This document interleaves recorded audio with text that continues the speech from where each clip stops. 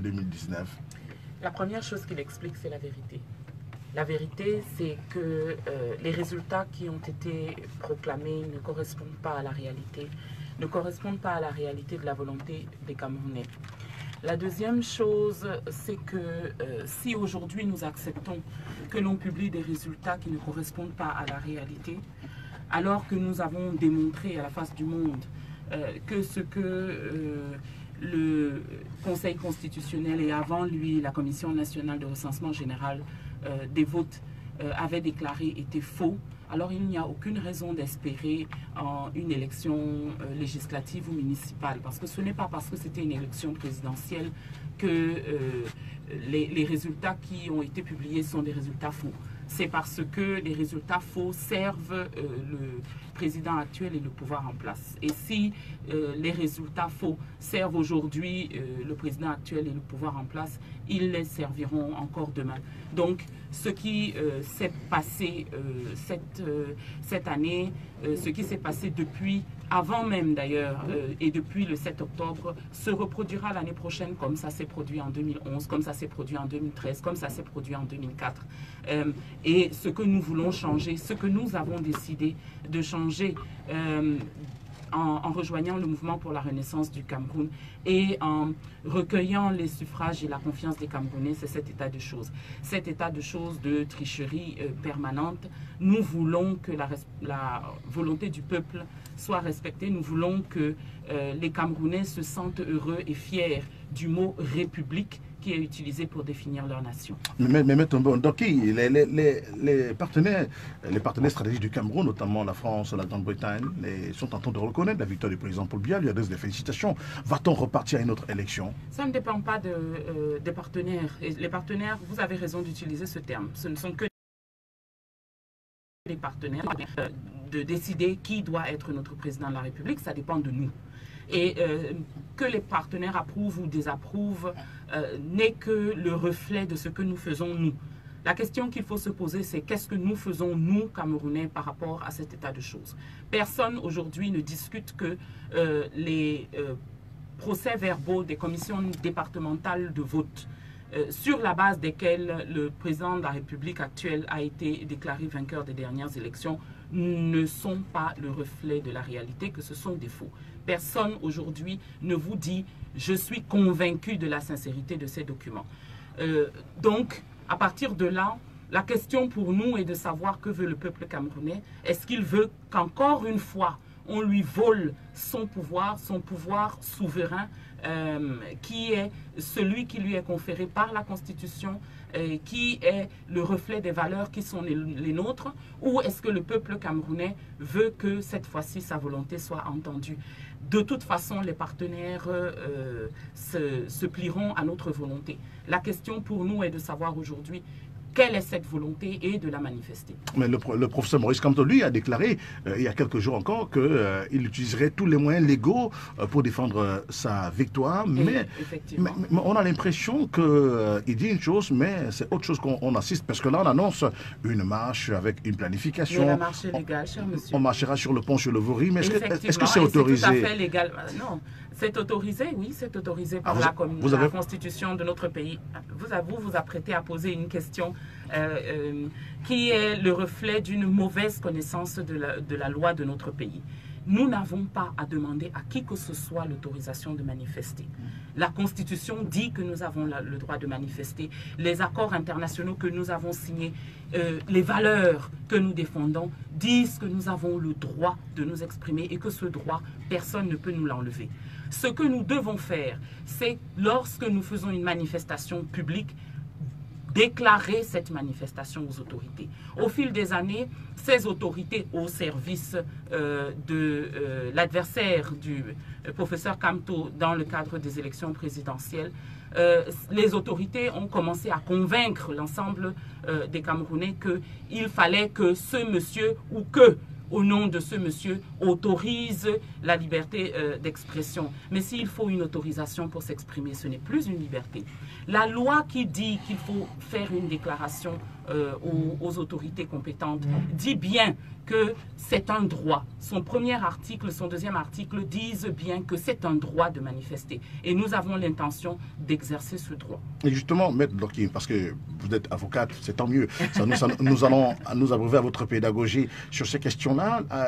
Le chapitre 1 qui parle des dispositions générales, article 1er, le régime des réunions et des manifestations publiques est fixé par les dispositions de la présente loi. Chapitre 2, des réunions publiques, article 2, a un caractère public, toute réunion qui se tient dans un lieu public ou ouvert au public. Article 3, alinéa 1er, les réunions publiques, quel qu'en soit l'objet, sont libres. Deuxième alinéa 2, toutefois, elles doivent faire l'objet d'une déclaration préalable. Sauf autorisation spéciale, les réunions sur la voie publique sont interdites. Alors, article 4, la déclaration visée à l'article 3 et 4 ci-dessous est faite auprès du chef de district ou du sous-préfet sur le territoire duquel la réunion est prévue 3 jours francs au moins avant sa tenue. Voilà, donc nous sommes d'accord, ce que nous avons l'intention de faire est parfaitement légal. Je voudrais préciser à ce sujet que on est en train de... Vous avez lu le chapitre concernant les réunions publiques. Oui, et que lorsque on marche dans la rue, on n'est pas tout à fait en train de tenir une réunion. Il y a des dispositions relatives à ce que l'on appelle, dans ce cas-là, ce qui serait plus proche des manifestations publiques. Et ces dispositions sont similaires. Elles rappellent les mêmes principes. Nous avons le droit de manifester. Nous avons l'obligation de déclarer la manifestation. Nous n'avons pas l'obligation d'attendre qu'on nous donne un récépissé. Nous n'avons pas l'obligation d'attendre qu'on nous donne une autorisation. Nous avons la possibilité d'exprimer notre désapprobation au pouvoir en place. Et j'ai même envie de dire que nous aurions cette possibilité, même si la loi camerounaise en disposait autrement. Parce que les accords internationaux que nous avons ratifiés disent qu'il faut reconnaître, même aux minorités, le droit de s'exprimer, qu'il faut reconnaître au peuple non seulement le droit de s'autodéterminer, mais le droit de manifester leur opinion. Ce pays a fait, ce pouvoir a fait de ce droit de manifester une prérogative réservée à certaines élites ayant fait allégeance au pouvoir. Il a fait de ce droit de manifester un culot et un quasi-crime qu'il a même visé dans la loi contre le terrorisme, tellement il avait envie de nous brider. Nous considérons que, quoi qu'il en soit, ce que nous défendons, c'est la vérité. Ce que nous défendons, c'est le droit de décider qui doit être notre dirigeant. Et une fois que nous avons pris cette décision, le droit de faire respecter cette décision, n'en déplaise au pouvoir en place. Une dernière question avant de passer à Bancaï, Maître Michel Dorky. Alors, justement, est-ce qu'il n'y a pas risque de dérapage quand on sait que le contexte sécuritaire au Cameroun ne se prête pas à ce type de manifestation et qu'il pourrait y avoir de dérapage, peut-être pour être infiltré par des gens qui ont d'autres intentions, et puis bon, ça devient incontrôlable. Alors, 2019, c'est si proche. Je pense, beaucoup d'auditeurs, vous direz les messages dans un instant. Vous avez la possibilité d'aller changer les mauvaises lois à l'Assemblée nationale. Ah oui, bon, parce que les auditeurs qui vous disent que 2019 c'est à côté, vous disent aussi qu'en 2019, le RDPC ne trichera pas, contrairement à ce qu'il a fait pendant les décennies qui viennent de s'écouler. Les auditeurs, quel est parmi vos auditeurs celui qui pense sincèrement que l'année prochaine, le monde sera différent? Le président de la République aura changé de philosophie, tout son gouvernement aura changé d'état d'esprit, l'administration ne sera plus aux ordres de l'exécutif et l'ECAM deviendra un organisme neutre et que cette fois-ci, les élections seront honnêtes et transparentes. Je ne crois pas qu'il y ait un auditeur qui puisse dire ce genre de choses. Et en tout état de cause, même si c'était vrai, je ne crois pas qu'il y ait une loi quelque part qui nous interdise d'être à la fois le parti représenté à la présidence de la République et le parti majoritaire à l'Assemblée nationale et le parti majoritaire dans les conseils municipaux. C'est ce que fait le RDPC depuis des décennies et nous n'avons pas de problème avec ça. Ce que la loi interdit, c'est qu'une fois que le peuple camerounais vous a dit que sa préférence va à un autre que vous changiez cela en modifiant des procès-verbaux. C'est ça qui est interdit et c'est contre ça que nous voulons nous battre avant même de nous demander si l'année prochaine nous retenterons notre chance en demandant le suffrage des Camerounais et si nous aurons besoin ou pas de défendre les votes qui seront les leurs. Bandakani, dites-nous, est-ce que finalement le RDPC a gagné l'élection avec la manière, vous qui étiez justement l'un des soutiens à la réélection du président sortant Paul Biya? Mon cher Chéri Bojiko, ce débat doit être clos. L'élection est terminée depuis la proclamation du résultat. Et la contestation de ces résultats relève désormais de la délinquance politique. Elle doit être traitée avec la dernière énergie. La dernière énergie. Donc ceux qui s'aventurent à vouloir remettre en cause nos institutions et les lois de notre pays vont trouver la puissance de la loi devant eux. Nous avons demandé depuis l'autoproclamation de M. Kamto comme président que la loi lui soit appliquée. Parce qu'il a violé la constitution du pays, il a violé les lois de notre pays. Nous avons demandé que la loi lui soit appliquée. Et il n'est pas tard pour que la loi lui soit appliquée. Parce que cette dérive qu'on tolère dans notre pays, où des gens s'autorisent de construire autour d'eux une juridiction et une jurisprudence de droit divin, où ils sont la loi au-dessus de la loi. Quand la loi les arrange, la loi est bonne. Quand ça ne les arrange pas, ils s'autoproclament comme étant la loi doit s'arrêter. Monsieur Kamto et son parti ne sont pas au-dessus de la loi de notre pays, mon cher Cyril Bojiko. Et s'ils s'amusent à vouloir démontrer qu'ils sont au-dessus, ben, il faut que la loi leur sera appliquée avec l'extrême rigueur. Donc le contentieux électoral est terminé, c'est fini. Pour nous, la page est close. Je ne viens pas ici débattre avec M. Ndoki, pour qui j'ai un profond respect en passant, du contentieux électoral, c'est passé. C'est passé. Bon, maintenant, les avocats ont pour formation de défendre l'indéfendable. Si on vous prend en flagrant délit la raison de tuer, M. Ndoki va faire son travail brillamment. Elle va dire que vous n'avez pas tué. Elle va inventer des choses pour... C'est pour ça qu'on nomme des avocats. Mais même les avocats plaident dans un cadre précis. Je ne maîtrise pas le droit comme elle, mais je sais que même les avocats plaident dans un cadre précis. Hors de ce cadre-là, on ne plaide plus.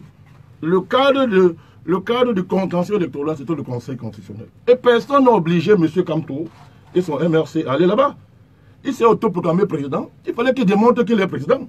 Un matin, il s'est levé encore, il dit non, non, non, je m'en vais au Conseil constitutionnel. Qu'il avait envoyé là-bas. Il a couru là-bas, n'est-ce pas, dit que vraiment, dites le droit. Et le droit a été dit, la page est close. Maintenant, les discours de M. Ndoki sur le fait que le jeu électoral est truqué et tout, c'est les pleurs des mauvais perdants. On ne peut pas refuser aux gens de pleurer. C'est les pleurs des mauvais perdants, d'autant plus que personne ne les a obligés d'aller aux élections. Ils courent pour aller aux élections.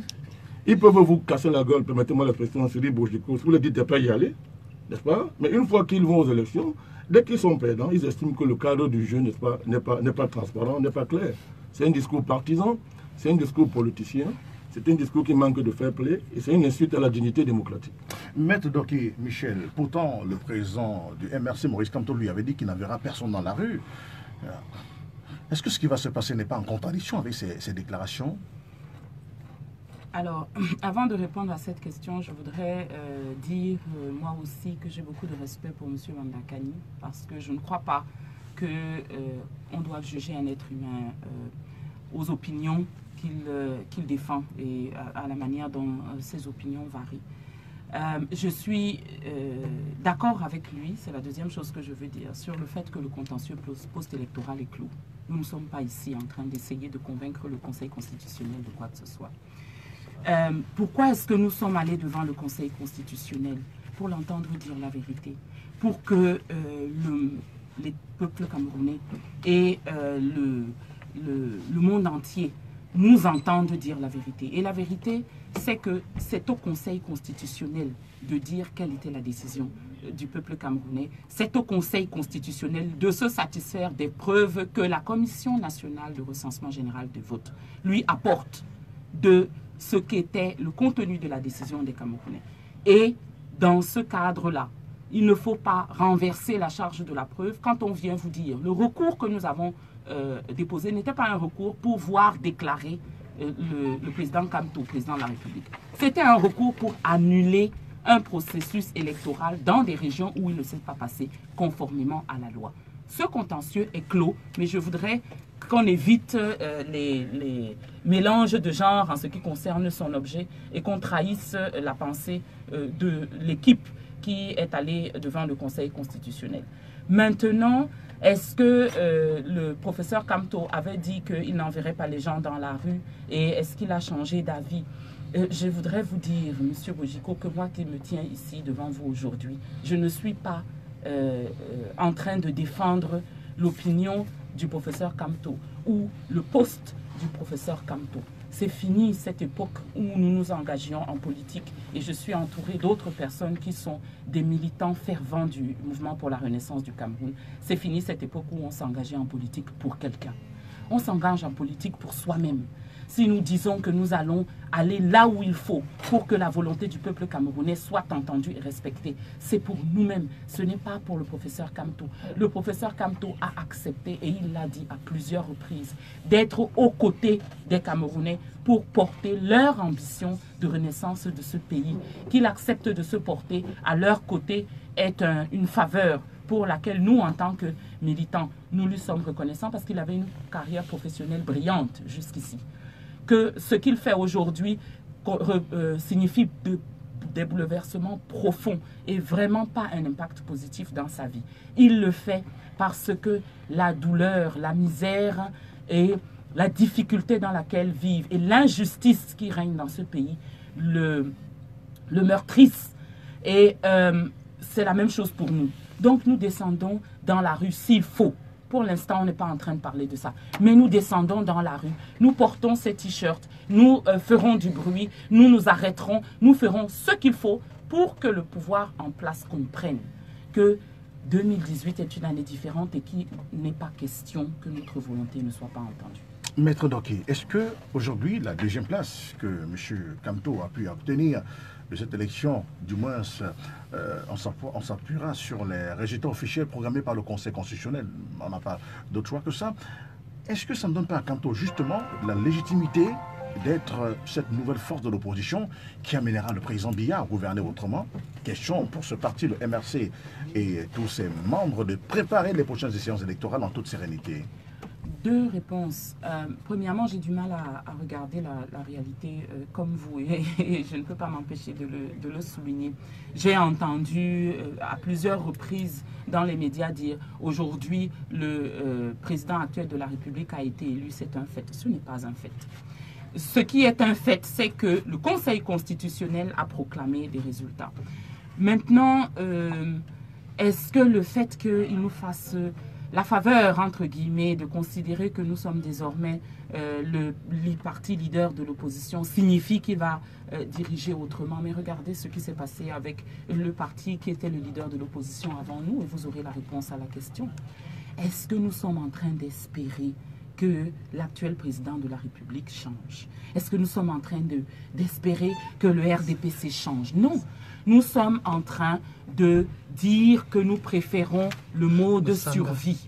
Nous préférons le statu quo, nous préférons ne pas bousculer l'ordre établi, nous préférons ne pas affronter la machine que on dit c'est tellement puissante, nous préférons ne pas affronter l'armée, nous préférons ne pas affronter le risque de mourir.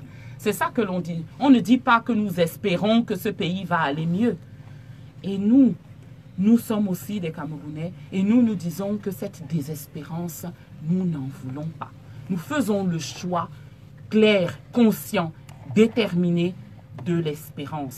Nous faisons le choix déterminé du changement et nous donnons aux Camerounais, parce que cela est notre devoir, c'est ça, être militant d'un parti politique, nous donnons aux Camerounais le choix. Quel est le Cameroun qu'ils veulent? Quel est le Cameroun de leur choix? Est-ce qu'ils veulent faire ce qui est nécessaire pour obtenir le Cameroun de leur choix, le Cameroun de leur ambition? C'est ça ce que nous leur proposons. Nous n'envoyons personne, et c'est la dernière expression que je veux récuser. Nous n'envoyons personne. Nous proposons aux Camerounais, à nos compatriotes, à ceux qui ont dit oui au changement, une méthode pour obtenir le changement qu'ils ont appelé de leur vœu. Président Bandakani. Non, je voudrais dire deux ou trois choses. D'abord, je constate des incohérences dans les propos de Mme Doki, de Maître Doki. D'abord, on ne peut pas dire que nous sommes allés au Conseil constitutionnel pour que la vérité soit dite. Vous avez déjà votre vérité. Votre candidat s'est autoproclamé président. Il avait déjà sa vérité. Donc c'est une contradiction de dire que bon, nous on est encore reparti au Conseil constitutionnel pour qu'on dise la vérité. Dans ce cas, vous reconnaissez donc de façon implicite que votre candidat s'est autoproclamé président. Et vous poursuivez avec un débat qui est clos, M. Bandakani. Oui, ça, c'est une incohérence. Donc on peut passer à autre chose. Je ne vous ai pas interrompu quand vous parlez. Parlez, président Bandakani, allez-y. Madame Bloki, c'est ça qui est inquiétant avec vous, merci. Vous êtes violent. Et vous êtes intolérant. On se demande si vous avez le pouvoir d'État, ce qu'on deviendra dans ce pays. Le président Biya est un ange. Il n'est même plus qu'un ange. Quand on regarde comment vous vous comportez, alors qu'on n'est pas au pouvoir, heureusement les Camerounais l'ont compris. Et ils vont tirer la leçon pour l'avenir. Le débat il est clos. Je suis heureux que vous ayez accepté. Mais je ne reviens pas au contentieux. C'est seulement que je suis en train de pointer vos incohérences. Vous ne pouvez pas dire que vous allez demander la vérité quelque part, alors que vous avez la vérité, et vous l'avez sacralisé en vous déclarant président. C'est ce que je suis en train de dire. Alors je suis d'accord avec vous, le débat il est clos à ce niveau. Maintenant, il y a un problème. Vous ne pouvez pas dire que le contentieux est clos, et vous continuez à faire la guerre politico-médiatique pour délégitimer celui qui est sorti vainqueur, n'est-ce pas, à la faveur du verdict du Conseil constitutionnel. Alors pourquoi vous jouez à ce jeu? C'est parce que vous voulez maintenir un climat d'insurrection, de quasi-guerre civile, justement. Vous voulez maintenir vos troupes surchauffées, n'est-ce pas, pour passer au deuxième round de votre bataille. Je comprends. C'est votre choix stratégique, je le respecte, mais ça ne concourt pas à la dignité démocratique, Madame Loki. Imaginez-vous que c'est vous qui avez gagné et que d'autres acteurs politiques se livrent au spectacle, n'est-ce pas, que vous déroulez aujourd'hui au Cameroun. Quelle aurait été votre réaction? Le peuple n'est pas seulement le peuple, maintenant lorsqu'ils obéissent aux humains et aux incantations du MRC. Le peuple est aussi le peuple lorsqu'il fait preuve de maturité politique, lorsqu'il fait preuve de dignité politique, en reconnaissant la légalité et la légitimité de la victoire du président Biya, proclamée par les instances que vous avez reconnues comme étant le seul légitime à dire la vérité sur l'élection au Cameroun. Sinon, vous créez un régime où il y a plusieurs vérités. Il y a votre vérité et il y a celle de l'État. En ce moment-là, en ce moment-là, ce sera votre vérité ou celle de l'État, incarnation du peuple camerounais. Donc, le peuple n'est pas seulement peuple lorsqu'il vous suit comme des moutons. D'ailleurs, c'est une fraction, c'est une partie du peuple dans votre parti. Ce sont vos partisans. Et maintenant, comme je l'ai répété, vos partisans sont soumis à la loi. Maintenant, moi, je ne vais pas vous refuser d'avoir une stratégie de guerre civile. C'est votre droit le plus absolu. Mais les Camerounais ont compris, à la faveur de cette élection, qu'il y a des partis dans ce pays qui se mettent au-dessus de la loi, au-dessus de notre constitution, et qui créent un cadre légal pour eux-mêmes, en mettant de côté, en tentant de mettre à côté le cadre légal républicain, qu'ils reconnaissent eux-mêmes, et qui a fait de leur parti un parti, n'est-ce pas, émergent sur la scène politique. Je voulais rappeler que c'est avec le même système électoral, Sidi Bojiko, que le MSC a eu 19 députés aux dernières consultations électorales. 19 élus. Voilà, l'ensemble des élus. Donc ça avait le même cadre électoral. Et à l'époque, il n'y avait pas les cris que nous voyons aujourd'hui. Au contraire, le MSC s'est réjoui et se vantait d'être la révélation, justement, de cette élection-là. Les journaux existent, les témoignages existent. Ça parce qu'aujourd'hui, n'est-ce pas, vous avez été battu à plate couture à l'élection présidentielle, quand vous décidez que le même cadre qui vous permettait de vous vanter hier, après les échéances passées, est devenu un cadre nazi, dangereux, illégal. C'est faux. Nous avons un très bon code électoral, Cyril Bojiko. C'est pour ça que le MSC court pour aux élections. C'est pour ça que le MSC a dit au Camerounais, nous allons gagner l'élection. C'est pour ça que M. Kamto a dit, je vais tirer le penalty, je vais marquer. M. Kamto ne l'a pas dit en sachant que le cadre est mauvais. Si le cadre était mauvais, M. Kamto, le président Kamto, n'aurait pas dit au Camerounais, je vais tirer le penalty et je vais le marquer. Sinon, Madame Loki, moi, excusez-moi, moi je n'ai pas votre culture juridique, mais je pense quand même que cette tendance à vouloir créer un cadre, un droit exceptionnel pour M. Kamto et pour votre parti, c'est une dérive dangereuse qu'il faut arrêter pour notre pays. Vous êtes allés aux élections, on vous a rossé, comme on dit au quartier, permettez-moi l'expression, acceptez la défaite, parce que hier vous avez battu les gens aussi. Vous avez battu les gens, ils ont accepté la défaite. Pourquoi vous ne voulez pas accepter la défaite? Vous voulez créer un climat, n'est-ce pas, de quasi-guerre civile. Nous, on sera là pour vous rappeler les rigueurs de la loi. Je suis tellement désolé que j'ai rappelé ça à une grande juriste de votre dimension. Bienvenue au débat. Vous êtes plus de 6000 à nous regarder en Facebook Live. Bonjour sur Facebook Live, en ce moment, vous êtes très nombreux à nous regarder. On lit toutes vos différentes réactions. Merci beaucoup. Est-ce qu'on peut me voir aussi? Bonjour, bonjour à tous. Alors, on lit toutes vos différentes réactions. Merci d'être avec nous. Voici le temps de la pub. On revient derrière pour la suite du débat, que vous trouvez très passionnant. Vous êtes très nombreux à réagir par WhatsApp, par SMS aussi, 78 82 82 83. Aurons-nous seulement le temps de lire tous ces messages-là? Tellement nos panélistes ont des choses à dire. On reprend le live. Émission Sacré Matin sur Radio Balafon. Vous écoutez Radio Balafon sur FM 90.3 à Bana, à Bangou, à Bazou, à Banganté. On nous écoute bien sûr sur la région du littoral du sud-ouest, Boyakumba, Mondemba, Tiko. On nous écoute également jusqu'à Pouma. Vous êtes bienvenus sur Bana. Bienvenue à vous sur les collines de forêt qui Tchan et sur le campus universitaire de Tchan. Vous nous écoutez sur le 446 dans 14 pays en Afrique, notamment toute l'Afrique de l'Ouest et l'Afrique centrale. Bienvenue à vous de la diaspora, notamment du Luxembourg, du Canada et de Montréal. Vous êtes très nombreux à nous suivre. Il y a aussi quel pays? L'Allemagne. L'Allemagne. Vous êtes très nombreux à nous écouter à travers l'application Radio Balafon officielle déjà. La France aussi. En France aussi.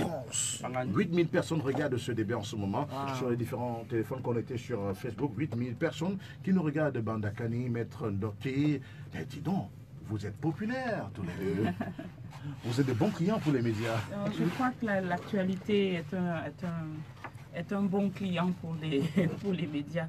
Je crois que ce qui se passe dans notre pays suscite un engouement et c'est normal parce que nous sommes en train de vivre un grand tournant.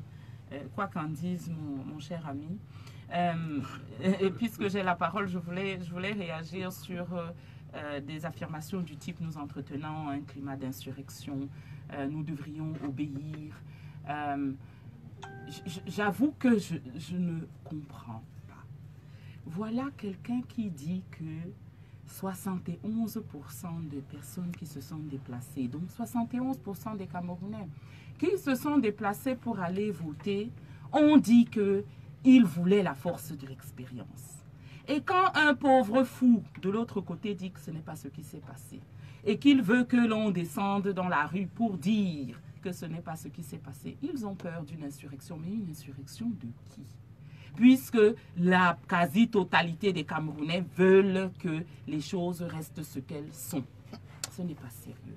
Ce n'est pas un argument sérieux. Ce qui est un argument sérieux, c'est de dire que la personne qui sait très bien qu'elle a perdu ses élections, mais qui a utilisé les moyens de l'État, la pression et la crainte révérentielle des agents de l'administration, des juges, des forces de police et enfin du Conseil constitutionnel. Donc ce n'est pas la peine de revenir sur la partialité qui a été démontrée. Donc tout le monde a remarqué qu'il y avait un membre qui m'a prise à partie, qui était à la fois le président de la Commission nationale de recensement général des votes et le membre du Conseil constitutionnel qui doit revoir et certifier le travail de cette commission. Je suis désolée, la réalité, c'est que ce sont ces personnes-là qui vont tout faire, y compris envoyer nos enfants à la mort. Oh, ce qu'ils ont déjà fait, pourvu que leur pouvoir demeure leur pouvoir. Et la question est de savoir s'ils vont nous maintenir la tête sous l'eau indéfiniment à nous tous, 25 millions de Camerounais. Comment est-ce que c'est imaginable? Il y en a d'autres qui ont essayé, nous avons l'histoire pour nous. Il y en a d'autres qui ont essayé. Et ces autres-là se sont heurtés à des mains nues, mais à une volonté inébranlable. Et contre ces mains nues et cette volonté inébranlable, ces personnes-là ont dû devenir ivoiriens pour certains d'entre elles qui étaient burkinabés quelques heures avant, etc., etc. Donc aujourd'hui, il faut que l'on cesse de vous faire croire, mesdames, messieurs, enfants de ma terre, qu'il s'agit d'une conversation sur qui a gagné, sur qui est le plus fort et qui il faut suivre entre Maurice Kamto et Paul Biya. Ce n'est pas ça le sujet de conversation. Le sujet de conversation, c'est quel était notre choix. Est-ce que c'est ça le Cameroun que nous voulons? Est-ce que nous voulons de ce système en décrépitude pendant encore des années? Et c'est à vous de répondre à cette question. Mais est-ce qu'une nouvelle opposition ne permettrait pas au président Biya d'améliorer les choses?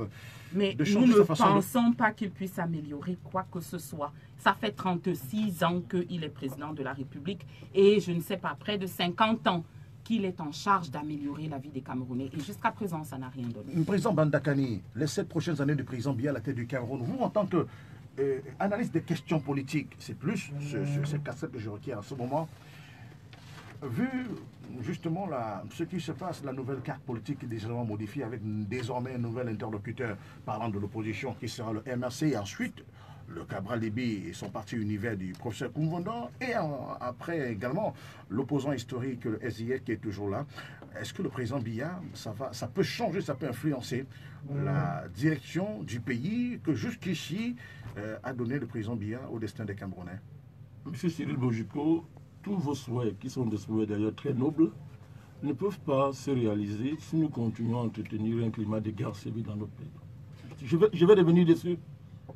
Vous ne pouvez pas en même temps dire que l'élection est terminée et vous refusez de reconnaître le verdict des urnes. En démocratie, quand vous perdez l'élection, vous félicitez celui qui a gagné l'élection. D'autant plus que vous êtes allé vous-même, n'est-ce pas, vous soumettre, n'est-ce pas, aux instances la plus compétente et la plus légitime pour dire le droit en matière d'élection ou en matière de contentieux. Personne ne vous a obligé de le faire. Donc il y a la question du fair play. Je vous dis pourquoi c'est important, Cyril Bojiko.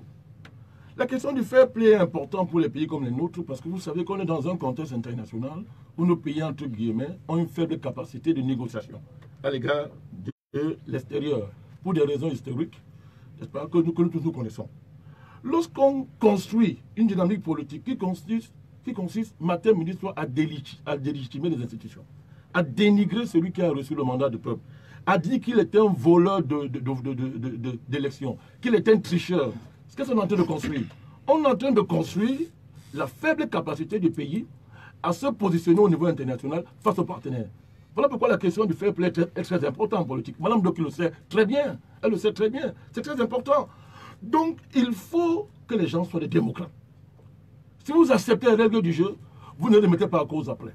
Vous ne refusez pas le résultat des règles du jeu que vous avez accepté, que vous avez même participé à la Constitution. Parce que ces lois-là, le MRC, son président, a participé à leur construction et à leur élaboration. Elles ne sont pas valables seulement lorsqu'il est aux affaires, et lorsqu'il n'est plus aux affaires, il n'y a plus de loi dans le pays.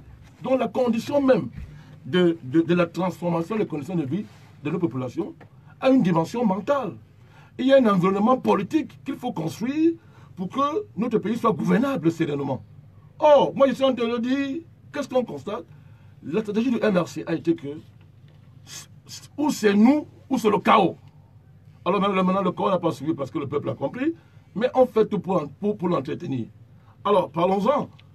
Avant l'élection, M. directeur de campagne, M. avait déjà dit qu'ils avaient gagné.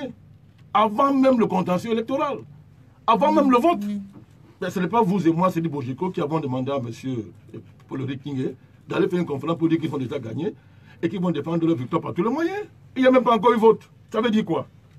C'est ce que je suis en train de vous dire ici. Cette volonté de construire un droit exceptionnel pour M. Kamto et son parti dans notre pays. Si on accepte ça, il n'y a plus de république.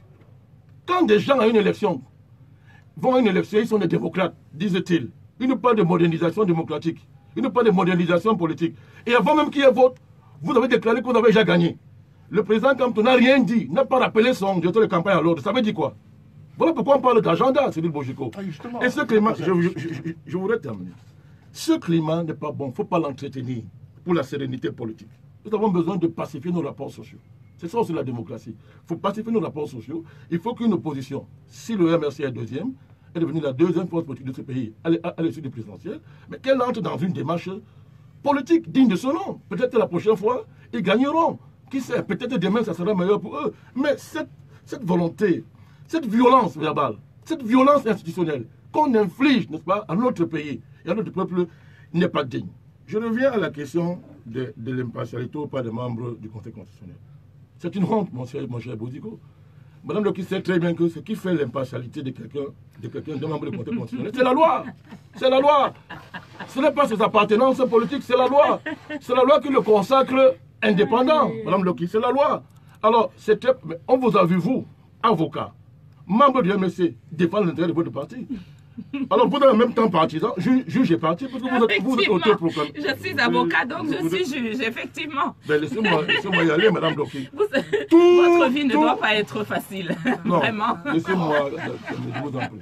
Est-ce que je peux continuer, Madame? Oui, je vous en prie. Poursuivez, M. Bandakari. C'est parce que vous êtes une femme que vous avez oublié les règles d'élégance en matière de débat. Poursuivez, M. Bandakari. Il est difficile d'affronter une femme, vous le savez. Moi, je suis un gentleman. Vous parlez, je vous interromps. Vous me laissez parler. Donc, j'étais en train de dire ceci que tout le staff du MRC était composé de membres du MRC. De votre président, je suis composé.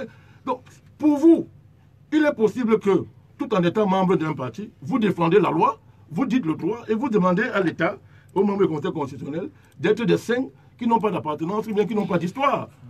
Ça veut dire que demain, si vous êtes au pouvoir, vous allez confondre allègrement cela en croyant que vos intérêts privés sont les intérêts de la loi. Si c'était valable, ce que vous reprochez là, au niveau du Conseil constitutionnel, sachant très bien que légalement, cette demande n'avait pas de sens, mais vous n'avez pas insisté, mais vous-même vous pratiquez ça. Vous dites que vous pouvez défendre la loi, puisque vous étiez en train de dire que vous avez gagné. Vous avez gagné. Vous dites que vous pouvez défendre la loi du pays tout en étant membre de votre parti. Maintenant, je termine avec votre interpellation. Oui. Permission. Le président a reçu un mandat clair des Camerounais sur la base d'un programme. Il va appliquer ce programme. Il va appliquer ce programme. Donc, consolidation des acquis. Il faut que les réalisations des opportunités. Le président nous a dit que notre pays est devenu un vaste champ d'opportunités. N'est-ce pas? Ces opportunités, il faut les réaliser. Il a reçu un mandat clair pour ça. Il faut les réaliser sur le plan économique, sur le plan social et sur le plan politique. Il faut renforcer notre démocratie. C'est pour ça que dans son programme, il nous parle de la charte des libertés. Il nous parle de la charte des libertés. Et c'est d'autant plus important, Cyril Bojiko, que ces libertés sont menacées dans notre pays. Ces libertés sont menacées, pas seulement, n'est-ce pas, comme on veut le faire croire, par une législation rétrograde, d'après Mme Bloki. Ces libertés sont menacées par la violence dans le comportement des acteurs politiques. Quand on voit le comportement de certains partisans dans les réseaux sociaux, c'est effrayant. C'est très effrayant. C'est qu'il faut consolider, n'est-ce pas, le cadre démocratique. C'est effrayant. Dans ce pays, vous n'avez pas le droit. Tout à l'heure, vous m'interpellez sur la liberté d'expression par rapport aux conférences qui sont interdites. Oui, mais c'est très facile. Mais que faites-vous de nos libertés qui sont violées dans les réseaux sociaux? Pas des partis politiques que tout le monde connaît. Il est impossible dans ce pays d'avoir un avis différent de quelqu'un. Mais c'est dangereux. Regardez le village que le pays a pris à la faveur de ce contentieux. Allez voir dans les réseaux sociaux. Mais c'est la guerre civile cybernétique. C'est une guerre civile. Heureusement que c'est virtuel. Mais entendez les mots que les Camerounais se sont dit les uns les autres. Est-ce qu'on doit descendre à ce niveau, Cyril Bojiko? Il est de la responsabilité des hommes politiques, et du MSC en particulier, de contribuer à la dignité démocratique. Il faut que le débat politique reste un débat politique. Quand on parle du cadre électoral chez nous, on parle de trucage. On fait comme si c'est l'État qui triche. L'État ne triche pas. C'est-à-dire que fait-on du trucage culturel? Vous voulez qu'on en parle dans ce pays? Quand on parle de vote là, vous voulez qu'on en parle dans ce pays? Est-ce que les gens votent dans ce pays en sachant ce qu'ils font? On vote de façon automatique. Okay, à la couleur tribale. On commence avec... Et il y a des effets. On sait de quoi nous parlons. Ah, oui, le trucage culturel est un trucage terrible qui détruit la démocratie, Cyril Bojiko. Parce qu'à la fin, ce n'est plus la vérité et la qualité des programmes politiques qui sont au cœur de l'enjeu politique, mais des alignements tribaux, des alignements primaires, Cyril Bojiko. Et on a vu ça à fond dans ce jeu électoral. Il y a le trucage géomédiatique. On dit oui, l'État a le monopole de certains médias. Mais c'est faux. Qu'est-ce qu'on a vu dans nos médias? Qu'est-ce qu'on a vu? On a vu un alignement derrière certains candidats. Sur la base de ce que nous connaissons. Ça aussi, c'est le trucage électoral. Parce que quand le jeu médiatique est faussé, l'information est faussée, et le citoyen s'engage sur des bases fausses. Ça, ce n'est pas le fait de l'État du Cameroun. Donc, il y a même le trucage géopolitique, où des gens vont faire des réunions dans des ambassades, passent des pactes avec des puissances étrangères, avec des firmes étrangères, à l'issue des Camerounais qu'on va consulter plus tard. Pourquoi n'est pas le Dieu Camerounais que je m'en vais faire tel pacte avec telle ambassade avant? Pourquoi on cache cela? Pourquoi on ne dit pas aux Camerounais qu'on est d'accord avec telle firme dans tel pays? Pourquoi on ne dit pas ça aux gens? Tout ça, ça tue le jeu électoral. Ça fausse la démocratie. C'est dangereux.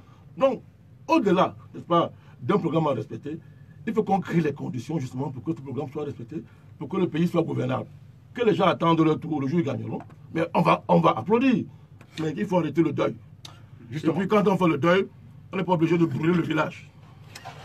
Lorsqu'on fait le deuil, on ne brûle pas le village. Dans un instant, la suite. Retour au débat, c'est Maître Ndoki qui a la parole cette fois-ci. Oui, oui. Vous répondez à Bandakani. Alors, juste une chose, moi je trouve qu'il parle vraiment bien. Et c'est pas étonnant qu'il ait été dans l'opposition à une période de sa vie. Je crois qu'il a bien compris les arguments en faveur du changement et de l'alternance politique, qu'il faut bien écouter ce qu'il dit. La seule chose qu'il faut prendre comme précaution, chers auditeurs, c'est que là où il dit le président de la République actuelle, vous remplacez par Maurice Kamto, et vous verrez que tout d'un coup, son discours prend du sens.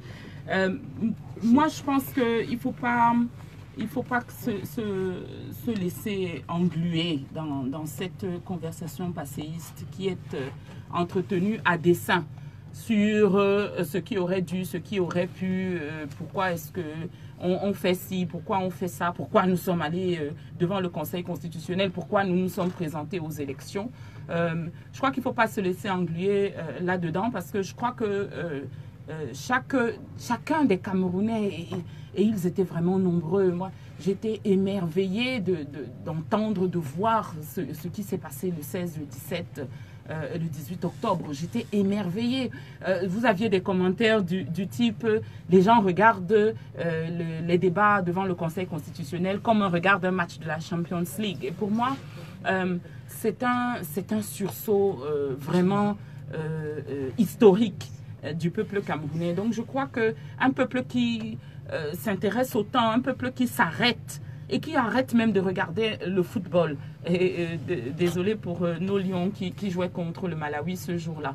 Pour s'interroger sur son devenir, c'est un peuple à qui on n'a pas besoin d'expliquer comment ça se fait que le fil coupe le beurre. Je crois que nos compatriotes, je crois que vous savez, enfants de ma terre, exactement où la vérité se situe et que ce que vous attendez, le professeur Kamto l'a bien compris, c'est juste qu'on vous dise qu'est-ce qu'on fait maintenant. Alors, qu'est-ce qu'on fait maintenant?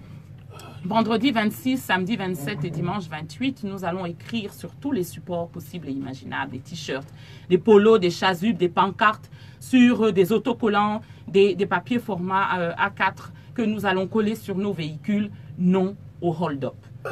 Non au hold-up. Et vendredi, samedi, dimanche, nous appelons nos compatriotes au recueillement et à la prière pour la vérité et la justice. Dans tous les lieux de culte, nous demandons aux autorités religieuses comme Monseigneur Cléda de poursuivre leur œuvre pour laquelle nous les saluons bien, de construction, de participation à la construction d'une nation qui vit sur les bases des valeurs de vérité et de justice. Et samedi 27, spécial Douala, 9h30, nous allons traverser à pied et à main nue le premier pont du Vouri. À Paris, il y aura un meeting et une marche au Trocadéro. Le lundi 29 octobre, de 7h à 7h05. 5 minutes pour faire fuir le voleur. Ce que nous demandons à nos compatriotes, c'est de taper sur tout support qui fait de la résonance. Entre 7h et 7h05, dans toutes les villes et les villages, prenez une casserole, prenez un sifflet, prenez un tam-tam et tapez pendant 5 minutes, klaxonnez pendant 5 minutes, pendant 10 minutes ensuite de ça, entre 7h05 et 7h15, arrêtez toute activité. Il n'y aura pas besoin d'en faire plus. Et à partir du mardi 30 octobre jusqu'à la veille de la prestation de serment, si elle se maintient, parce que j'ai lu quelque chose qui m'a fait sourire d'espoir. J'ai lu un post qui disait que M. Biya avait décidé finalement de ne pas poursuivre sur la voie du hold-up et de renoncer au pouvoir comme son prédécesseur. Tout peut arriver. Je crois que nous devons aussi espérer cela. Donc, jusqu'à la veille de la prestation de serment, si cela ne se produit pas, le plan B, c'est d'écrire sur tous les t-shirts, les polos, les chasubles, les pancartes encore, non au hold-up et de porter ces signes, ces insignes. La veille de la prestation de serment, puisque la date n'est pas encore connue, mais qu'elle va certainement l'être, nous demandons à nos compatriotes de s'habiller en blanc. Et le jour de la prestation de serment, nous appelons à une manifestation contre la prestation de serment à l'intérieur des ambassades, à l'étranger, du vendredi, à Addis Abeba, à Bruxelles, à Libreville, à New York, à Strasbourg. Le programme précis circule sur les réseaux sociaux. En ce qui concerne Douala et Yaoundé, dans toutes les villes, le jour de la prestation de serment de M. Biya, rassemblement de protestation pacifique contre cette prestation de serment devant les sous-préfectures, les préfectures et les régions. Et à Yaoundé, à l'esplanade du stade Omnisport, le président élu, le vrai, s'adressera au peuple résistant. Qu'espérez-vous mettre Ndoki? Nous espérons que le président Paul Biya réorganise de nouvelles élections ou qu'on fasse un recomptage de voix. Alors ça, c'est bien que vous disiez ça, parce que ça, c'est justement l'une des contre-vérités sur ce point-là de M. Bandakani, que je me disais qu'il n'était pas nécessaire de relever, mais c'est justement l'une des contre-vérités. Nous l'avons dit, lorsque nous avons fait un recours, ce n'était pas pour que le Conseil constitutionnel déclare le professeur Kamto président de la République. Ce n'est pas comme ça que cela se passe. Quand on est légaliste, quand on veut que les choses se passent dans les règles, ce n'est pas comme ça qu'on procède. On ne remplace pas une irrégularité, une faute, une violation de la loi par une autre.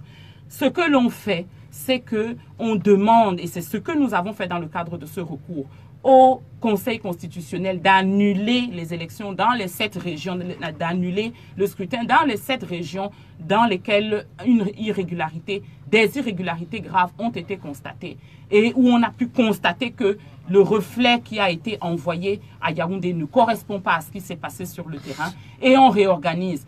Qu'est-ce que nous attendons du président de la République? J'ai envie de dire, c'est une contre-question parce que ce n'est pas contre lui. Ce n'est pas à lui que la manifestation est adressée, c'est au peuple camerounais. Nous voulons montrer au peuple camerounais que nous sommes toujours là, que nous sommes toujours avec lui et qu'ensemble, nous pouvons construire le Cameroun que nous voulons. Justement, une question qui me taraude l'esprit, Maître Ndoki. Essayez de convaincre les Camerounais. Qu'est-ce qui prouve que Maurice Kamto a gagné cette élection présidentielle? Mais pourquoi est-ce que les Camerounais, vous croyez que c'est ce que les Camerounais se demandent? Encore une et toujours. La question n'est pas de savoir si le professeur Kamto, ça c'est le jeu du pouvoir. A-t-il gagné l'élection présidentielle? C'est de dire, la question est de savoir si le professeur Kamto peut prouver qu'il a gagné les élections.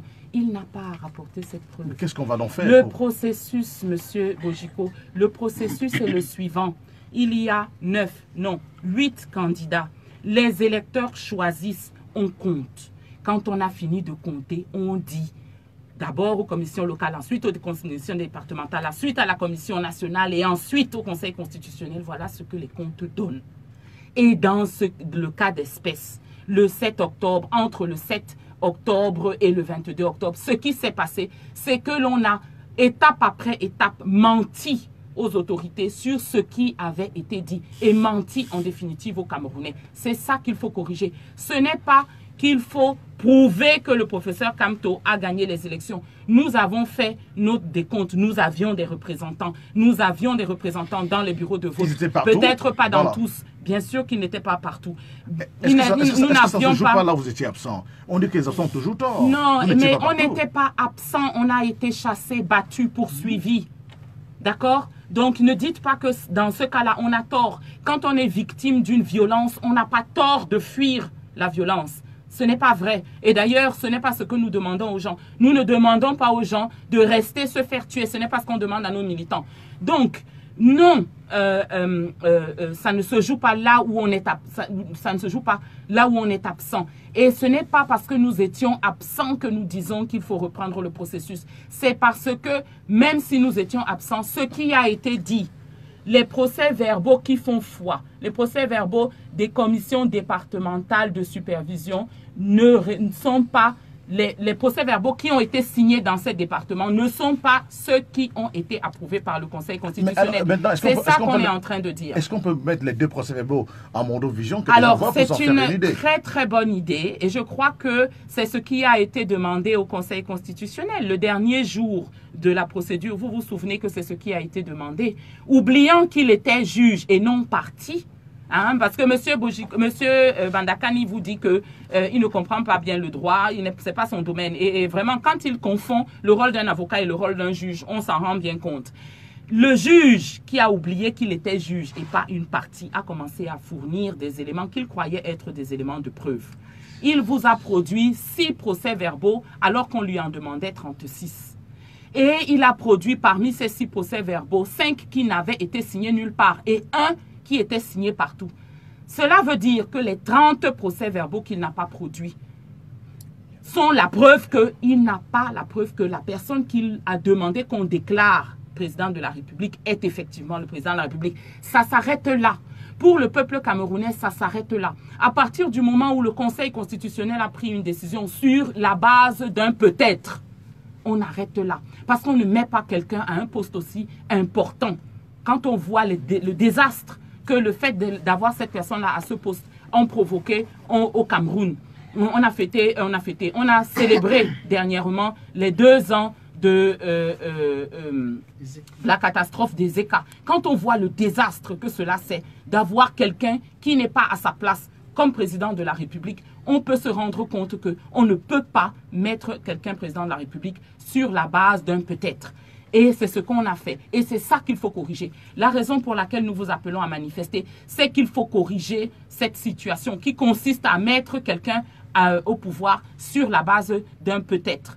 Maintenant, oui, un candidat a le droit, sur la base des procès-verbaux, des résultats qui ont été publiés dans chaque bureau de vote, de dire, parce qu'il y avait des gens dans ces bureaux de vote, j'ai fait les calculs, j'ai fait la somme et je sais ce que cette somme donne comme résultat. Nous ne disons pas qu'il faut se passer des institutions pour confirmer ou infirmer ces résultats-là. Nous disons que nous défendons notre position parce que la personne que nous sommes allés voir, l'institution que nous sommes allés voir pour lui demander de protéger la vérité, nous a tourné le dos.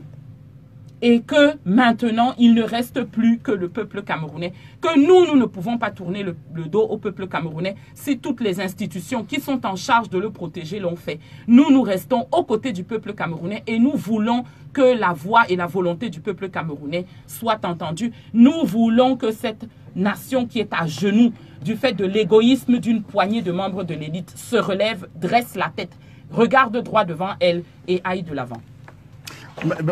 Président Bandakane, est-ce que Metnoki, ce qu'elle dit ne vous semble pas, ne retient pas votre attention sur 2 choses? On en a parlé en off il y a un instant. Ces procès-verbaux à problème, quand même. Est-ce que le président Biya peut se conforter d'une telle victoire dans un... Je m'interdis. Permettez, deuxième chose, et ce Transparency International qui a été présenté à la télévision nationale, la télévision officielle, est-ce que ça n'embarrasse pas un peu des gens épris de bon sens politique, et notamment le président Paul Biya lui-même qui va se demander finalement c'est quoi ce type de victoire qu'on m'attribue, lui qui a toujours été jusqu'ici légaliste, comme vous le présentez, et bien sûr également dans les règles des procédures de l'art. N'avait-il pas besoin de gagner avec la manière? Est-ce que ce n'est pas l'occasion de donner à l'opposition de faire ce qu'ils sont en train de faire?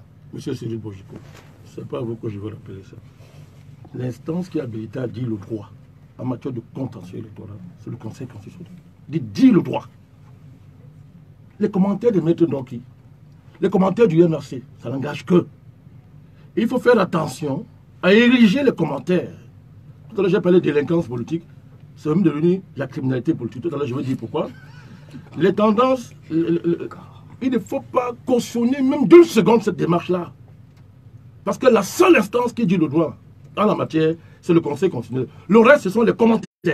Ce sont les commentaires, j'allais me dire les commentaires de quartier. Alors, moi, c'est le Mendoki, que je ne suis pas juriste, je l'ai confessé. Mais c'est honteux de sa part de venir dire le droit ici à la Job à la fond. C'était là-bas qu'il fallait dire ça. Et on les a écrasés à Mondo Vision. Écrasés. À Mondo Vision, ils ont démontré qu'ils sont des incompétents à tous les niveaux. Ils n'ont pas été à mesure d'apporter la moindre preuve là-bas. Je dis la moindre preuve. 9 moyens rejetés pour défaut de preuves. Donc, ramasser les ordures, les chiffons qu'on a collectés là-bas, qu'on a ramassés, pour en faire des preuves, je laisse ça à Mme Doki et le MRC. Donc, ce n'est pas ici qu'on vient de monter le droit. Non, ce n'est pas ici. Quand j'ai dit ça, Cyril Bojiko, maintenant le jeu est clair. On est là dans ce qu'on appelle révolution de couleur. Le MRC n'invente rien. Cette dynamique de contestation de la loi, des résultats électoraux, le MRC n'invente rien. Le MRC recopie et mixe ce qui a été expérimenté ailleurs, en Afrique et dans d'autres régions du monde. Ça s'appelle révolution de couleur. C'est 2 choses, révolution de couleur. C'est de dénigrer constamment les institutions. Démontrer qu'elles ne sont pas légitimes pour perpétrer un coup d'État institutionnel, électoral ou politique. Je vais vous dire pourquoi. Tout ce qu'on vient d'entendre un programme de Ghost Town. C'est comme ça qu'on avait commencé dans les régions anglophones. C'est le Ghost Town. On dit, on veut faire des villes fantômes. Mais derrière, il y a quoi? Après, les milices armées vont surgir. Comme ça a commencé dans ces régions-là. On veut transférer dans les zones, n'est-ce pas, qui sont en paix du Cameroun, le spectre de l'absence de la loi et du chaos qu'il y a dans les deux régions anglophones. C'est ça qui est le projet derrière ce programme criminel, n'est-ce pas, qu'on masque derrière les aides de revendication ou de dénonciation ou de défense des intérêts des Camerounais. On connaît tout ça, ce n'est pas nouveau. Et il s'agit de quoi? On va contourner, on fait des petites subtilités pour tromper les naïfs. Il s'agit de parachever un projet de coup d'État qui a commencé depuis la crise anglophone, dont les élections ont démontré que M. Kamto était un parrain. On a vu la solidarité organique et politique qu'il y a M. Kamto et tous ceux qui défendent la crise anglophone. On a vu. Donc il a assumé ça publiquement. Moi, je suis surpris comme il donne le cours de droit ici. C'est quand même terrible. Est-il normal d'aller devant un cours constitutionnel parler de droit alors qu'on soutient les démarches de non-droit dans les deux zones anglophones? Quelle est la légalité de ce qui se passe dans la zone anglophone? Je parle de légalité. Alors lorsqu'on vient opposer une légitimité personnelle ou fractionnelle à une légitimité politique, politico-légale, on joue à quoi? Ça s'appelle révolution de couleur. Et c'est ce que le MLC est en train de construire. Mais ils auront devant eux le vrai peuple camerounais. Ce peuple-là qui a donné mandat au président Biya sur la base des lois de notre pays. Ils auront devant eux ce peuple-là. Alors les gens n'ont pas le monopole de manifestation. Les gens n'ont pas le monopole des coups d'État, n'est-ce pas, qu'on masque derrière des discours de révolution de couleur qu'on emprunte à George Soros et toute cette bande internationale qui semble le chaos partout. Ils n'inventent rien. Ils auront en face de l'État du Cameroun et le vrai peuple camerounais. Je voudrais revenir sur le sursaut historique qu'a convoqué Mme Bloquet. Le monde entier vous a entendu, Mme Bloquet. Vous vantez le sursaut historique qui a été, n'est-ce pas, le fait de cette publicité du contentieux électoral. Mais ce sursaut historique-là a eu lieu sur le fait de qui? Qui a décidé de rendre ça public? Qui a décidé de présenter au monde entier un contentieux électoral qui a donné les leçons à ce que vous appelez grande démocratie? C'est qui? C'est l'État du Cameroun, Mme Bloquet. Alors, vous prenez ce qui vous arrange, vous en faites votre affaire à vous, alors que vous ne voulez même pas y aller. Votre candidat s'est autoproclamé président du Cameroun, ce qui est un crime à tous les niveaux. Maintenant, quand l'État du Cameroun, son président, décide d'un contentieux électoral à Mondovision, vous vous réappropriez les fruits. Vous dites que c'est un grand moment, c'est un moment historique qui est à l'origine de ce sursaut historique, Mme Bloquet. J'ai eu le courage de le dire, c'est pas vous, c'est l'État du Cameroun, que vous qualifiez d'État quasi-nazi, que vous qualifiez de tous les noms diaboliques. C'est cet État-là qui vous a permis, vous, Ndoki, de devenir une petite star. Hein, à la faveur de votre cinéma que vous allez faire là-bas au Conseil constitutionnel. C'était un cinéma, mais ça vous a fait de la publicité. C'est grâce à qui? C'est une attaque personnelle, non? Non, c'est pas une attaque. Elle est devenue une star. Hein? Moi, je comptais qu'elle allait faire du théâtre au Conseil constitutionnel, mais c'est son droit le plus absolu. C'est une avocate. J'ai dit le théâtre, c'est une avocate. Je vous ai dit, ici au début de l'émission, c'est une grande juriste que je respecte. Je vous l'ai dit. Et elle sait que je la respecte. Mais je qualifie ce qu'elle a fait là-bas de théâtre. C'est tout ce que je suis en train de dire. Donc, le sursaut historique dont elle parle est le fait de l'État du Cameroun. Cet État qu'elle diabolise. Et voilà un État diabolique qui produit un événement qui crée un sursaut historique, comme le dit Mme Bloquet. Deuxième chose. Alors, on nous demande à nos chefs de culte de devenir les agents du MRC, de devenir les propagandistes du MRC. Alors, on cite Monseigneur Cléda. Monsieur Cléda est libre d'être un agent de propagande du MRC. Il n'est qu'un archevêque catholique ici à Douala. Moi, je suis chrétien. Moi, je suis chrétien. Je ne reçois pas les ordres de M. Cléda, ni de M. Toumia et les autres. Mes ordres viennent du Christ, la parole de Dieu. Donc, M. Cléda est libre de devenir un agent du MSC, comme certains membres du clergé, depuis très longtemps, sont des agents de la déstabilisation du Cameroun depuis la crise anglophone. C'est son droit le plus absolu. Mais que faites-vous de d'autres hommes de culte qui ont dénoncé ce que M. Kamto a fait et qui ont appelé les Camerounais à respecter la loi? Et ils l'ont fait de manière écuménique. Catholiques, musulmans, tout ce que vous voulez mélanger, ils l'ont fait. Parlez d'eux aussi.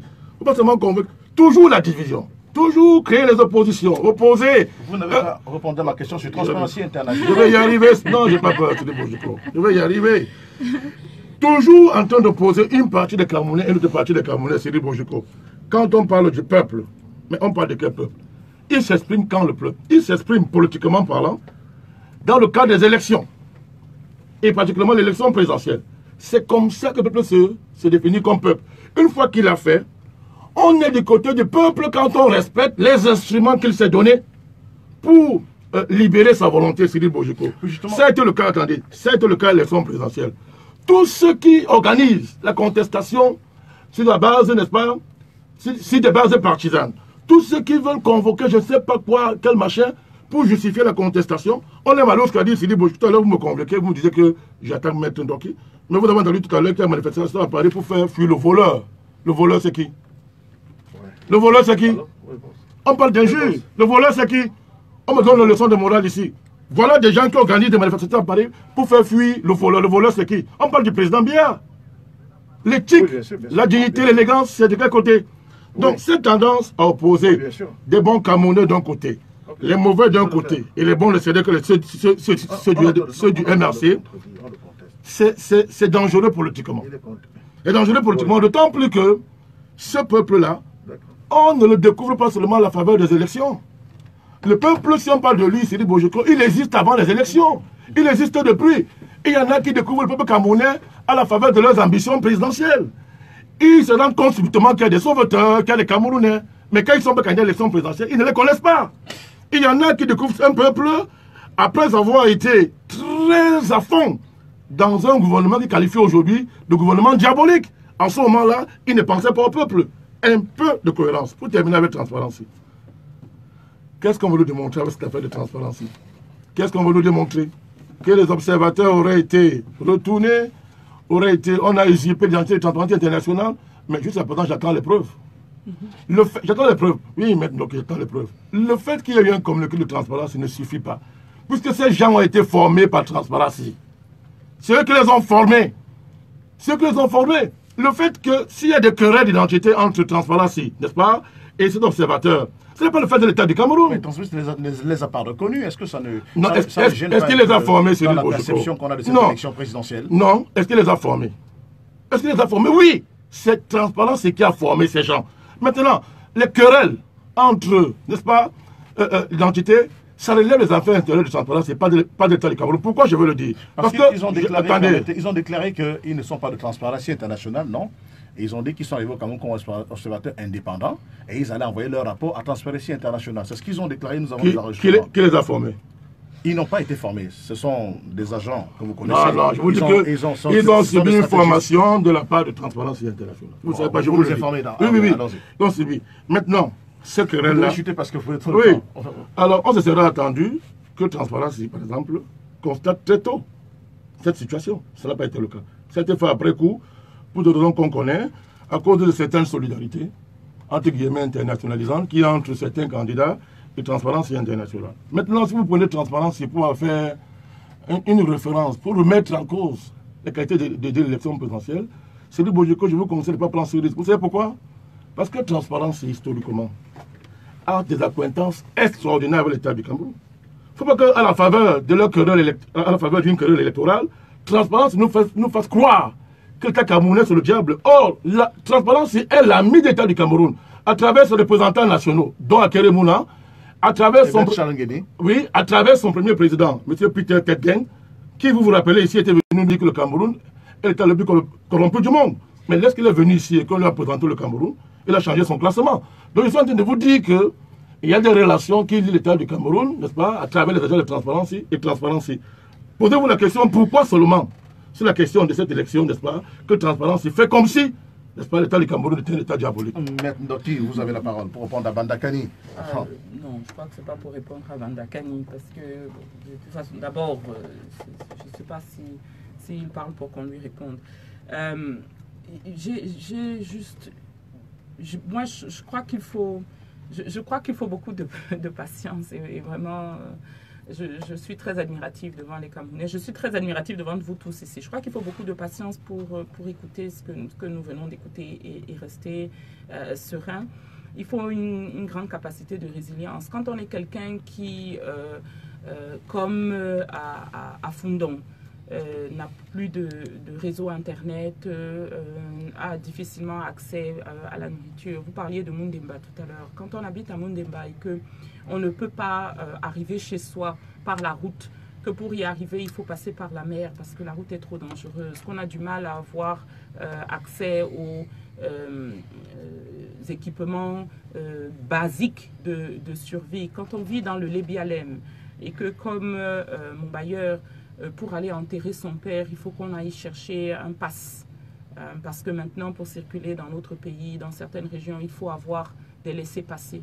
Qu'il faut aller chercher un laissez-passer pour pouvoir aller enterrer son père.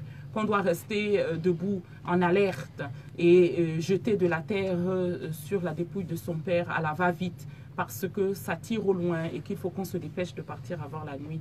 Il faut beaucoup de patience pour entendre ce que l'on vient d'entendre et rester serein. Je voudrais quand même que l'on retienne deux choses. Premièrement, le vrai peuple camerounais est une expression pour moi très importante parce que c'est une expression de M. Bandakani qui vous invite à la réflexion sur ce que vous êtes, vous, à qui il est en train de parler. Est-ce que vous êtes le vrai ou est-ce que vous êtes le faux peuple camerounais? La deuxième chose, c'est l'État qui a permis, c'est l'État qui décide du contentieux électoral. Donc on est en train de dire que les partis et les candidats qui sont allés devant le Conseil constitutionnel pour exprimer leur frustration, leur déception et leur sentiment d'injustice et qui sont allés demander justice justement par rapport au hold-up de leur voix, au hold-up de vos voix que vous leur aviez donné, ces partis-là ne valent rien, que leur recours n'était pas le leur, qu'en définitive, c'est l'État actuel qui a décidé que c'était un contentieux électoral, y compris quand le matin où le candidat du SDF devait commencer son audience, on a arrêté la retransmission en direct jusqu'à ce que les avocats dans la salle et ce candidat-là, M. Joshua aussi, disent qu'eux, ils n'entendaient pas subir cette injustice et qu'ils préféraient quitter la salle pour qu'on se décide à remettre le débat qui, comme on l'a dit tout à l'heure, a mis pratiquement à l'arrêt les forces vives de la nation qui voulaient participer à ce débat, assister à ce débat, savoir ce qui se discutait. Donc on est en train de dire que vous tous qui vous êtes arrêtés pendant des heures, qui avez décidé de ne pas aller travailler pour écouter, pour savoir comment est-ce que le devenir de cette nation, dans quel sens ces autorités que l'on respectait et à qui on avait décidé contre toute raison de donner notre confiance et donner notre, comment dirais-je, allégeance, ce que ces autorités allaient décider de faire, que tout ça ne vaut rien, que la seule chose qui vaut, c'est que c'est l'État qui a décidé, c'est l'État qui a décidé que ça devait être en mondovisant, c'est l'État qui a décidé que vous aviez la permission de savoir ce qui se passait au Conseil constitutionnel. Il est logique que ce soit l'État qui ait décidé ce que le Conseil constitutionnel allait dire. Et vous avez le choix, nous avons le choix. Je crois que c'est ce qu'il faut retenir. Nous avons le choix. Enfants de ma terre, nous pouvons décider de ce que nous allons faire de ce pays. Nous pouvons décider de ce que demain sera. Nous pouvons décider si nous allons être envahis par les ténèbres et la pluie et la désespérance, si nous allons continuer de regarder les nouvelles et d'entendre parler des enfants qui se sont perdus dans le désert de Libye ou des enfants qui ont atterri au Koweït et qui pleurent pour qu'on les ramène à la maison et devant l'indifférence générale que l'on met plusieurs semaines à ramener à la maison pour celles qui survivent jusque-là. Je voudrais rendre hommage à celles de nos compatriotes qui sont décédés au Koweït en attendant que la nation, leur mère patrie, vole à leur secours. Nous pouvons décider que nous voulons de ce statu quo ou nous pouvons décider que nous voulons un Cameroun différent. La différence se verra à la manière dont nous agirons, pas à ce que nous dirons, pas à ce que nous écouterons, pas à qui aura raison entre M. Bandakani et moi dans des discussions intellectuelles dans un studio feutré. La différence se fera dans notre capacité à exprimer au président actuel et à ce que M.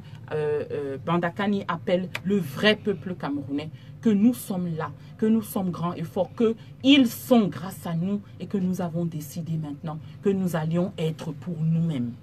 Voilà tout ce que moi je pourrais répondre par rapport à tout ce que je viens d'entendre. Et vraiment, il n'est pas question que je réponde sur cet étalage de mauvaise foi concernant les soi-disant représentants de Transparency International. Votre dernier mot, Bandakani, avant la fin de ce débat. Moi, je constate que quand on n'a pas d'argument, on parle de mauvaise foi. Ce que je dis, la transparence est vérifiable et on peut le vérifier. C'est l'organisation que je connais parce que j'ai eu à étudier cette organisation, dans le cadre de séminaires précisément. On ne peut pas démentir ce que je suis en train de dire de transparence et on parle de mauvaise foi. Mais la mauvaise foi, c'est ce que vous venez de faire maintenant. Qu'on m'attribue les peuples qui ne sont pas les miens. Vous dites que j'ai dénigré les partis. Je ne l'ai pas fait. Vous dites que quand je parle du sursaut historique, je suis en train d'insulter les Camerounais. Ce n'est pas ce que j'ai fait. Mais vous êtes habitué à ça au MSC. Je vous laisse ça. Ça vous conduira nulle part. Ne convoquez pas ces partis d'opposition. Ils ne sont pas avec vous. Après le contentieux, ce sont des grands démocrates. Ils ont dit qu'ils reconnaissent le verdict des urnes. Ils ne vous suivent pas dans votre sorcellerie, entre guillemets. Ils ne vous suivent pas. Ne les convoquez pas, ils ne sont pas avec vous. Il ne faut pas leur faire les clins d'œil. Les clins d'œil, il fallait faire ça avant l'élection, pour construire une coalition. Vous ne parlez même pas, vous n'avez même pas à vous parler avant les élections. Maintenant, vous voulez faire la solidarité des partis, et ils ne sont pas avec vous. Ils ne vous suivent pas dans votre aventure de déstabilisation du Cameroun. Appelez ça déstabilisation si vous voulez. Nous verrons s'ils ne nous suivent pas. Vous voyez, moi, quand vous parlez, je ne vous interromps pas. Souffrez. Oui, mais c'est parce que je parle beaucoup moins. Si vous voulez, je vous donne le micro. Terminé, Bandakane, l'émission est terminée. Vous faites maintenant le procès de M. Bojoko. Il ne serait pas un bon modérateur. Non. Laissez-moi donc parler, Madame Doki. Moi, je ne réagis pas. Laissez-moi parler. Alors, Madame Doki, moi, je fais partie du peuple camerounais. Je vis à Nebel. Je suis né là-bas. Nebel n'est pas le monopole du peuple. Mais le peuple, ce sont des endroits comme Nebel. Je vis là-bas. Je ne découvre pas la situation, la misère des Camerounais à la faveur de mes ambitions présidentielles. Vous n'avez jamais mené un seul combat pour les Camerounais. Jamais. Votre candidat n'a mené aucun combat aux côtés des Camerounais. C'est quand il quitte le gouvernement qui découvre qu'il a une carrière présidentielle. Et les Camerounais commencent à les découvrir. Nous, depuis 30 ans, on a été de tous les combats sociaux aux côtés des Camerounais. On est allé en prison pour ça. On a fait la prison pas pour ça. Vous ne m'apprenez pas le peuple. Et moi aussi, j'étais assis comme vous, je regardais le contentieux électoral. Pourquoi vous voulez me soustraire de ce peuple-là? J'étais assis aussi, moi je regardais le contentieux, électoral. Donc moi je terminerai en disant que on veut expérimenter ici une révolution de couleur. C'est un vieux projet. Que des forces qui sont alliées au MRC, d'ailleurs je ne vais pas revenir sur l'alliance entre vous et M. Barcero, dont on connaît les liens avec certains milieux internationaux spécialisés dans la déstabilisation. Donc, je le dis en public, j'assume, si vous voulez tenir moi en justice, je sors les preuves de ce que je suis en train de dire. Donc, les liens sont clairs. On est dans une opération de soulèvement des Camerounais, n'est-ce pas, sous prétexte de la restauration d'une prétendue vérité des urnes, mais derrière, il s'agit de la recolonisation de notre pays. Ce projet ne passera pas parce que les Camerounais sont mûrs. Merci Bandakani. Merci infiniment Maître Michel Doki d'être venu. Merci beaucoup. Ce fut un honneur de vous accueillir tous les deux dans ce studio. C'était un plaisir d'être là pour moi aussi. Et les records de vues sur Facebook Live. Et puis à tout le monde, et écoutez, à demain. Oui, justement. Je la salue. Alors, vous la saluez. Je voulais rendre hommage à Mendoki. Oui. Je la salue. C'était un plaisir de partager avec elle. Oui. C'est une femme pour qui j'ai de l'admiration. Oui. Parce que j'admire les femmes qui s'engagent en politique. Ben, il faut tout simplement qu'elle apprenne à être fair play et à accepter le verdict. Merci infiniment, Maître Doki. Merci beaucoup. Merci du fond du cœur. Et au nom de tous nos auditeurs, nous vous remercions. C'était le débat, mesdames et messieurs. Vous avez pris votre plaisir à écouter ces arguments et contre-arguments. Merci beaucoup. Dans un instant, la fin de l'émission. Et nous avons donc ces communiqués. Vous êtes titulaire d'un Master 1, recherche ou d'un Master 2 professionnel et vous aimeriez poursuivre des études en cycle doctoral. L'Institut supérieur de management ISMA, sous la tutelle de l'Université de Chang, vous offre cette opportunité. En effet, l'ISMA ouvre à compter de cette année académique 2018-2019 le Master 2 recherche dans les domaines de sciences de gestion, marketing, comptabilité, banque, finance, communication, logistique et transport, gestion des ressources humaines, qualité, hygiène, sécurité et environnement, fiscalité, etc. La rentrée académique 2018-2019 est prévue pour le 30 octobre 2018. Pour les modalités d'admission et tout renseignement, rendez-vous dans nos différents campus de Denver, Bonamoussali, Liberman, Aqua, Ogmeni, Bali ou appelez le 672 45 14 70 698 71 68 62 669 82 93 07. Email isma1999university@gmail.com. Facebook, ISMA, Institut supérieur de management, je dis bien, 672 45 14 70, 698 71 68 462, 669 82 93 07, email ISMA 1999 University, tout en un seul mot, @gmail.com, Facebook ISMA-8 Institut supérieur de management. Le coordonnateur de l'Institut Commercial Management London UK ICM informe le public que les inscriptions pour la session d'octobre au diplôme professionnel international sont en cours au sein de leurs différents campus à Boya et à Douala. Toutes personnes titulaires d'un DCI A-Level et d'un baccalauréat sont priées de poser leur fiche d'inscription à temps puisque les places sont limitées. 50 étudiants sont attendus par programme à chaque session qui se coule durant une période de 6 mois, date de début 29 octobre 2018. Les chercheurs d'emploi sont aussi informés que les inscriptions au cours des 6 mois d'orientation en compétences qui les rendra plus professionnels sur le terrain sont aussi en cours. Notez bien, place limitée, pas plus de 50 étudiants par session, cours d'anglais gratuit pour les candidats d'expression française et d'espagnol avant le début des cours de la session d'octobre. Stage immédiat garanti après la fin de la formation, continuation à l'étranger garantie et le test d'anglais n'est pas nécessaire pour votre voyage. Nous sommes accompagnés d'une équipe de professionnels venant d'horizons divers, Europe, Amérique, Angleterre et Cameroun. Campus Douala, ancienne route Bonabéry en face pharmacie Bonambapé, à Boya, dernier étage, Somerset Bilingual College Moliko en face 4 étages avant Checkpoint. Contact 674 633 096 696 111 222. Email nangomoki@gmail.com. Jouer à la loterie américaine Green Card chez Creator Image au 699 93 57 36 678 43 93 55. Décrochez gratuitement votre visa de résidence permanente aux États-Unis pour vivre, étudier et y travailler. Encore 55 000 visas, je pense que c'est pour l'image. Voilà. Excusez-moi. Encore 55 000, voilà. Ouais,